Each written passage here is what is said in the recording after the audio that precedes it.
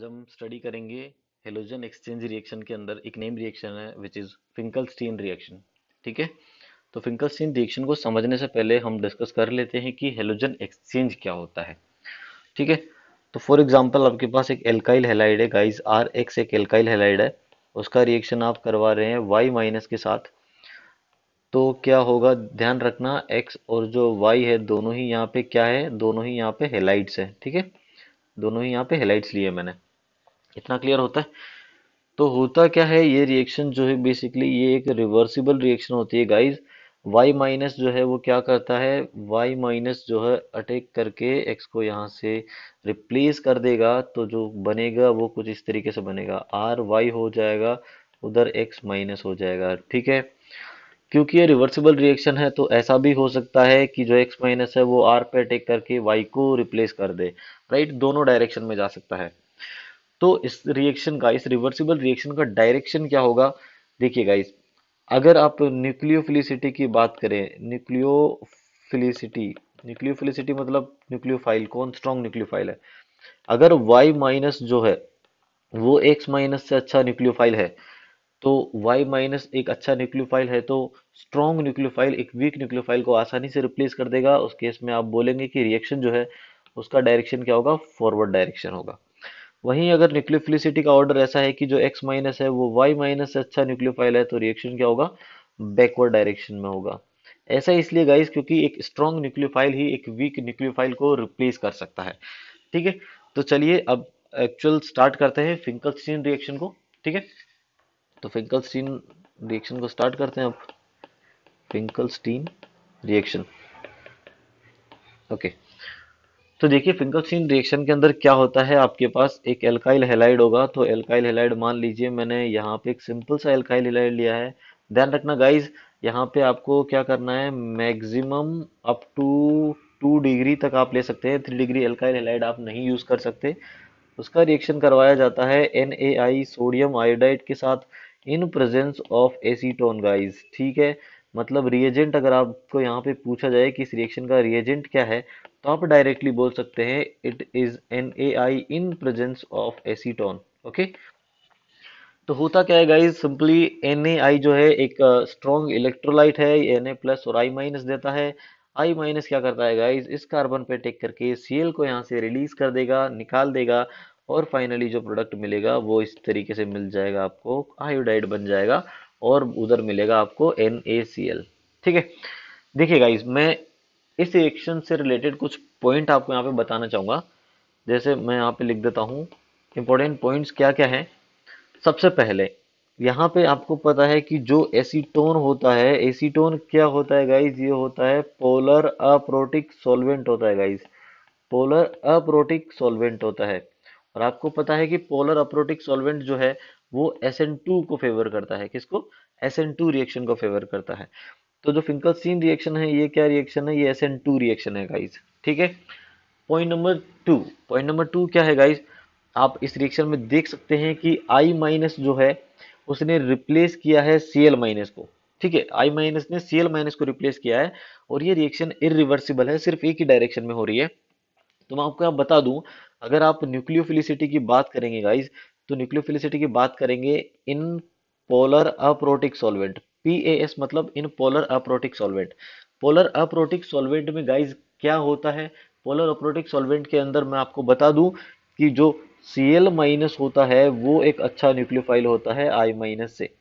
Polar aprotic solvent के अंदर अगर आप न्यूक्लियोफिलिसिटी ऑर्डर की बात करेंगे गाइस, तो आपका जो F माइनस होता है वो अच्छा न्यूक्लियोफाइल होता है, फिर Cl माइनस आता है, फिर Br माइनस आता है, फिर I माइनस आता है।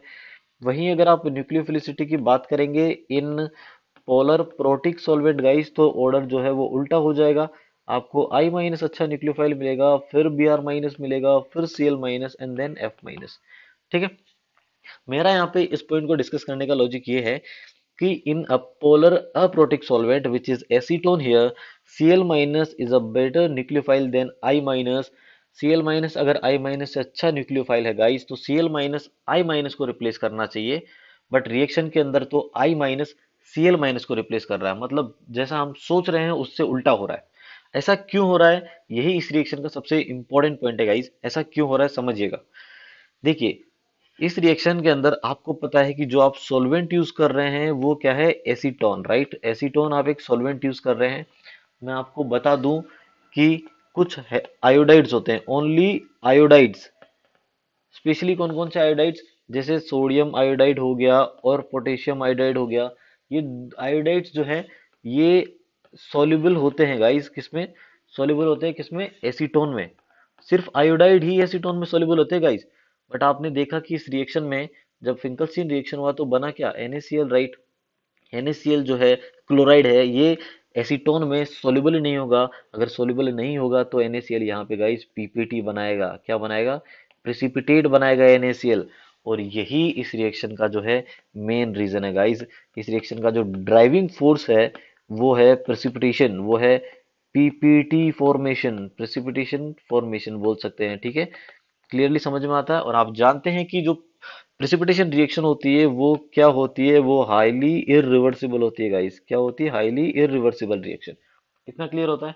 तो मैं फिर से बोल दूं, पोलर अप्रोटिक सॉल्वेंट है, इसलिए SN2 फेवर कर रहा है। और इसका ड्राइविंग फोर्स जो है वो क्या है, पीपीटी का फॉर्मेशन। इतना क्लियर होता है। तो ठीक है, चलिए अब कुछ क्वेश्चंस हम इससे रिलेटेड सॉल्व कर लेते हैं। क्योंकि SN2 रिएक्शन है तो आपको ध्यान रखना है कॉन्फ़िगरेशन का। जैसे मान लो यहाँ पे Me हो गया, यहाँ पे ड्यूटेरियम हो गया, ये हाइड्रोजन हो गया, क्लोरीन हो गया। अगर मान लो ऑर्गेनिक केमिस्ट्री में लिखा हुआ है NaI in presence of acetone guys, मतलब आपको समझ जाना है कि फिंकलस्टीन रिएक्शन है, SN2 रिएक्शन है। आपको करना क्या है, आपको क्लोरीन की जगह आयोडीन लगाना है, बट इन्वर्जन करवाते हुए। तो इसलिए क्लोरीन राइट हैंड साइड में था तो आयोडीन को लेफ्ट हैंड साइड में लिखूंगा, और यहाँ पे हाइड्रोजन लिख दिया। हम इन्वर्जन करा के प्रोडक्ट लिख चुके हैं, ठीक है। चलिए एक और क्वेश्चन हम स्टार्ट करते हैं। ये क्वेश्चन में मान लीजिए यहाँ पे बाहर की तरफ मिथाइल लगा हुआ है और यहाँ पे अंदर की तरफ हमने क्लोरीन लगा दिया गाइस। फिर से आपके सामने लिखा गया है कि NaI in presence of acetone जो है रिएक्शन हो रहा है। और हम यहाँ पे, आपको पता है कि ये भी SN2 ही होगा। आपको क्या करना है, क्लोरीन की जगह आयोडीन ऐड करना है गाइस। बट फिर से ध्यान रहे कि क्लोरीन यहाँ पे अंदर था, प्लेन के अंदर था। आपको क्या करना है, आयोडीन को प्लेन के बाहर लगाना है, तभी इन्वर्जन जो है दिखेगा। Simple, okay God. अब नेक्स्ट क्वेश्चन, एक सिंपल सा क्वेश्चन मैं लेता हूँ यहाँ पे। ये आपके पास क्लोराइड है, फिर से वही NaI एसीटोन। हम यहाँ फिंकलस्टीन रिएक्शन की बात कर रहे हैं, ठीक है। ये SN2 रिएक्शन होगा। अब आपको क्या करना है, आपको पता है कि जो I माइनस होता है वो क्या करता है गाइस, वो सीधा अटैक करके कार्बन पे क्लोरीन को रिप्लेस कर देगा। और आपको पता है कि क्या होगा, फाइनली जो क्लोरीन है उसकी जगह आयोडीन आ जाएगा। क्लियर होता है, ओके गुड। उसके बाद एक लास्ट सवाल और हम सॉल्व कर लेते हैं यहाँ पे, ठीक है। ये एक क्वेश्चन है, यहाँ पे हमने हाइड्रोजन लिखा हुआ है, यहाँ क्लोरीन लिखा हुआ है गाइस, यहाँ मिथाइल है, यहाँ पे हाइड्रोजन है। फिर से आप मान लीजिए कि यहाँ पे NaI एसीटोन के साथ रिएक्शन हो रहा है इसका। आपको पता है कि क्या होगा, SN2 होगा, इन्वर्जन होगा। तो इन्वर्जन में आपको पता है कि जो क्लोरीन है उसकी जगह आयोडीन आएगा। क्लोरीन क्योंकि नीचे था, आयोडीन को आप ऊपर लिख सकते हैं। इससे आपको क्लियरली पता चल जाएगा कि आप इन्वर्जन करवा चुके हैं गाइस।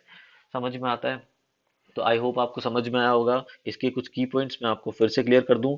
की पॉइंट्स में सबसे पहले आपको ध्यान रखना है कि इसका जो सॉल्वेंट है वो पोलर अप्रोटिक सॉल्वेंट है। पोलर अप्रोटिक सॉल्वेंट के अंदर जो स्मॉल साइज एनायन होता है, स्मॉल साइज एटम होता है, वो एक अच्छा न्यूक्लियोफाइल होता है, इसीलिए Cl माइनस एक अच्छा न्यूक्लियोफाइल है। तो होना ऐसा चाहिए था कि Cl माइनस I माइनस को रिप्लेस करना चाहिए था, बट इस रिएक्शन में कुछ उल्टा हो रहा है। क्यों ऐसा हो रहा है, क्योंकि इस रिएक्शन का जो ड्राइविंग फोर्स है गाइस वो है पीपीटी फॉर्मेशन। समझ में आता है। और जो पीपीटी बन रहा है वो क्लोराइड का बन रहा है, हो सकता है ब्रोमाइड का बने, पर जनरली हम यहाँ पे क्लोराइड और ब्रोमाइड ही यूज करते हैं, ठीक है। क्लियरली समझ में आता है, okay. Thank you so much for watching this video.